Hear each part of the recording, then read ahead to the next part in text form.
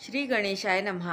नरसिंह जयंती की व्रत कथा। वैशाख मास की शुक्ल पक्ष की चतुर्दशी तिथि को नरसिंह जयंती का पर्व मनाया जाता है। भगवान विष्णु ने भक्त प्रहलाद को राक्षस राज हिरण्यकश्यप से बचाने के लिए यह अवतार लिया था। भगवान का यह अवतार आधा नर और आधा सिंह का है, इसलिए इसे नरसिंह अवतार कहा जाता है। शास्त्रों में बताया गया है कि भगवान विष्णु का नरसिंह चौथा अवतार है। पौराणिक कथा के अनुसार बहुत समय पहले एक ऋषि कश्यप हुआ करते थे और उनकी पत्नी का नाम दिति था। उनके दो पुत्र हुए, जिनमें से एक का नाम हिरण्याक्ष और दूसरे का नाम हिरण्यकश्यप था। भगवान विष्णु ने हिरण्याक्ष से पृथ्वी की रक्षा के हेतु वराह रूप धारण कर उसका वध कर दिया था। भगवान विष्णु के द्वारा अपने भाई के वध से दुखी और क्रोधित हिरण्यकश्यप ने भाई की मृत्यु का बदला लेने के लिए अजय होने का संकल्प कर हजारों वर्षों तक घोर तप किया। हिरण्यकश्यप की तपस्या से खुश होकर ब्रह्मा जी ने उसे वरदान दिया कि उसे न कोई घर में मार सके, न बाहर, न अस्त्र से उसका वध होगा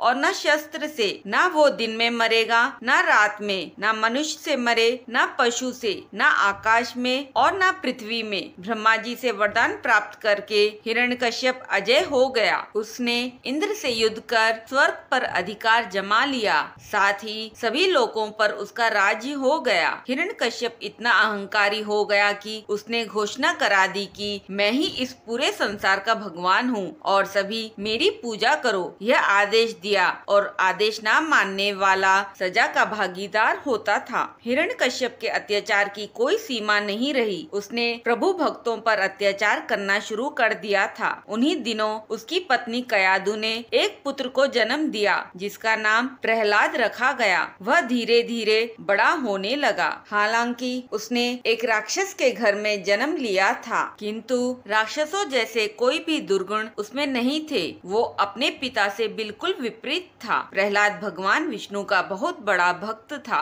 ये बात उसके पिता को पसंद नहीं थी, जिसके चलते उसने कई बार अपने पुत्र का वध करने की कोशिश की, लेकिन विष्णु भक्त होने के कारण हिरण्यकश्यप प्रहलाद का कुछ भी नहीं बिगाड़ पाया। पिता के लाख मना करने और प्रताड़ित करने के बाद भी वह भगवान विष्णु की पूजा करता रहा। जब प्रहलाद ने अपने पिता हिरण्यकश्यप की बात नहीं मानी तो उसने अपने ही बेटे को पहाड़ से धकेल कर मारने की कोशिश की, लेकिन भगवान विष्णु ने अपने भक्त प्रहलाद की जान बचा ली। इसके बाद हिरण्यकश्यप ने प्रहलाद को जिंदा जलाने के लिए अपनी बहन होलिका, जिसे वरदान था कि वह आग में नहीं जलेगी, उसकी गोद में बैठाकर जिंदा ही चिता में जलवाने का प्रयास किया, किंतु उसमें होलिका तो जलकर राख हो गई और प्रहलाद जस का तस रहा। अंत में क्रोधित हिरण्यकश्यप ने अपने पुत्र प्रहलाद को खम्बे से बांध दिया और बोला, बता तेरा भगवान कहाँ है? प्रहलाद ने कहा, पिताजी भगवान तो सर्वत्र है। उसने कहा,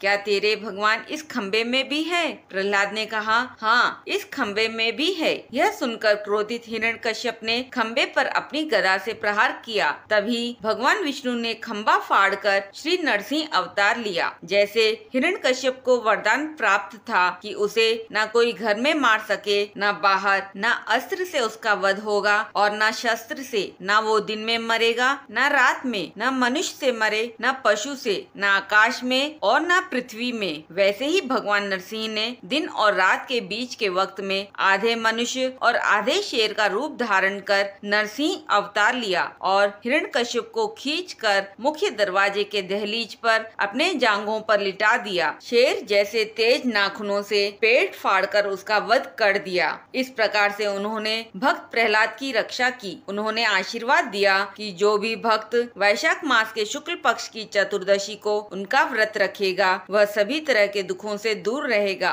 बोलिए नरसिंह भगवान की जय।